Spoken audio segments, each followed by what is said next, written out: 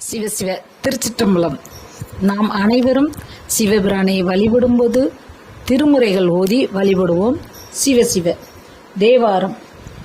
கங்கை சேர் சடைமுடியீர் காலனை முன் செற்று உகந்தீர் திங்கள் ஓடு இல அரவம் திகழ் சென்னி வைத்து உகந்தீர் மங்கையோர் கூருடையீர் மறையோர்கள் நிறைந்தேத்த பங்கயம் சேர்வேனுபுரம் பதியாக கொண்டீரே. திருவாசகம்.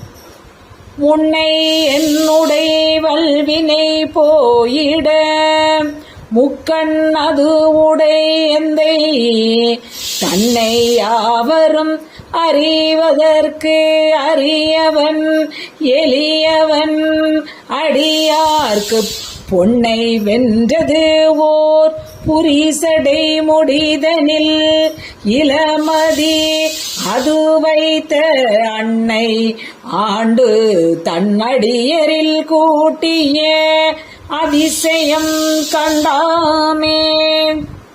திருவிசைப்பா. பவள மால்வரையை பணி படர்ந்து அணையதோர் படரொளி தரு திருநீரும் குவளை மாமலர் கண்ணியும் கொன்றையும் துன்று பொற்குழல் திருச்சடையும் திவல மாளிகை சூழ்தரு தில்லையுள் திருநடம்பொறிகின்ற தவள வண்ணனை நினைதொரும் என் மனம் தளல் மெழுகு ஒய்க்கின்றதே. திருப்பல்லாண்டு.